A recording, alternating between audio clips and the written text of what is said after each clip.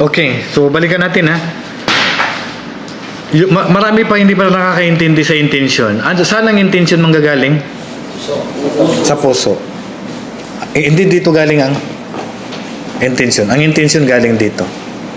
Okay, ang intention, sino lang ang nakakaalam yan?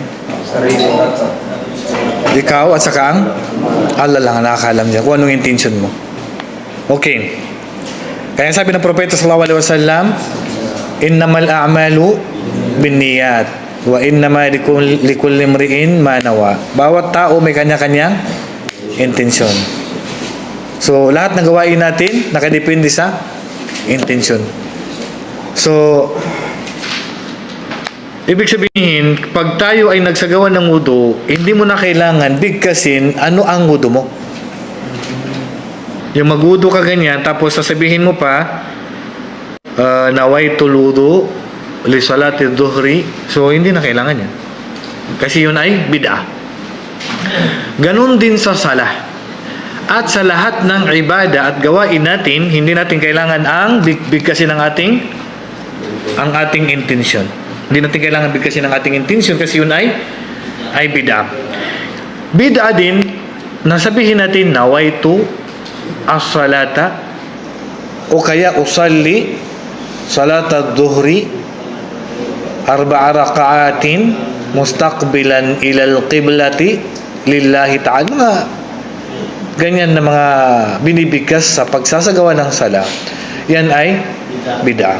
Sabi nila, yan ay opinion ni Imam Shafi'i, pero ang totoo, hindi yan sinabi ni Imam Shafi'i. Kasi hindi yan sinabi yan.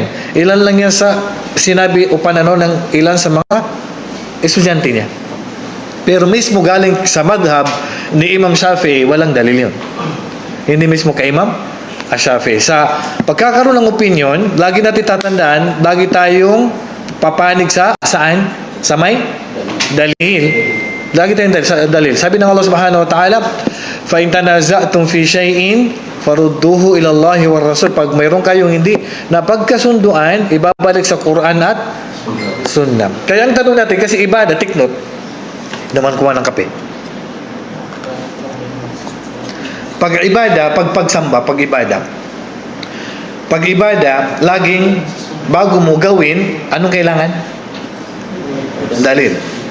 Napag-aralan natin nakaraan, pag haram, kailangan ng dalil. Pag halal, hindi kailangan ng dalil. So, dati sa tahara, pag haram, dalil mo na bago mo ipagbawal.